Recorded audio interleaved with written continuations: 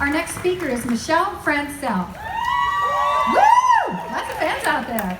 Professor Francel is the chair of the chemistry department at Bryn Mawr College and a scholar at the Vatican Observatory. She was elected a fellow of the American Chemical Society in 2009. She's a quantum chemist who has developed fundamental tools for computational chemistry, and she investigates the structures of molecules that misbehave. Michelle is also a writer, writing a regular column on science and scientists for the journal Nature Chemistry, as well as occasional articles for other print and online publications, including Slate and Philly's own Chemical Heritage Foundation's Distillations. So just like molecules misbehave, I think we should take Shaughnessy Naughton's point and be less polite.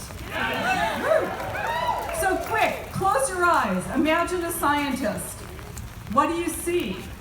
There's a test that anthropologists use called the Draw a Scientist test that asks people to do that. And the image that surfaces is incredibly consistent. People draw a man, and it's almost always a man, in a lab coat with crazy hair and glasses at a lab bench. Will all the scientists still left here in the rain raise their hands, both hands? Look around. Actual living scientists do not look like mad scientists. They are short, plump women like me who believe in God, go to Mass, and even if sometimes I do work in the Vatican Observatory's not quite secret lab in a volcanic crater. The scientists in my world wear headscarves, they wear jeans, they wear geeky t-shirts, they wear chic sundresses, but not in this weather. They believe in God, they don't. They look like my students, past, present, and future.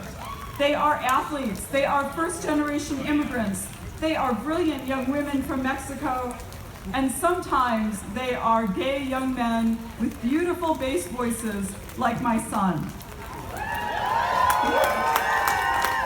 People think it doesn't matter who does science, because science is supposed to be objective, and the people who do it, like Vulcans, dispassionate, unemotional, detached from the day-to-day concerns of the world. They think that if something is there to be discovered and we just have one group looking for it, someone will still find it. Ask Nettie Stevens, a Bryn Mawr alum, who figured out the basics of XY chromosomes in 1904, how that worked out. The person who got credit for it did it a year later, a man. Scientists are incredibly passionate about what we study. It matters who does science because we are passionate. To quote the former head of the Jesuits, Pedro Arrupe, what you are in love with, what seizes your imagination, will affect everything. It will decide what will get you out of bed in the morning, what you will do in your evenings, how you spend your weekends, what breaks your heart, and what amazes you with joy and gratitude. And I would add, what science you do. Passion fires our imaginations, it gives us vision. If we limit who we think of as real scientists, we are limiting our imagination and closing off our vision.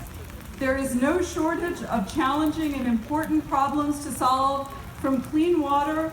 More than 1 million children a year die because they have no access to clean water, to climate change and antibiotic resistance.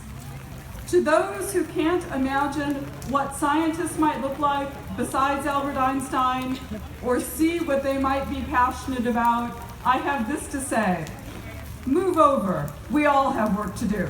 Thank you.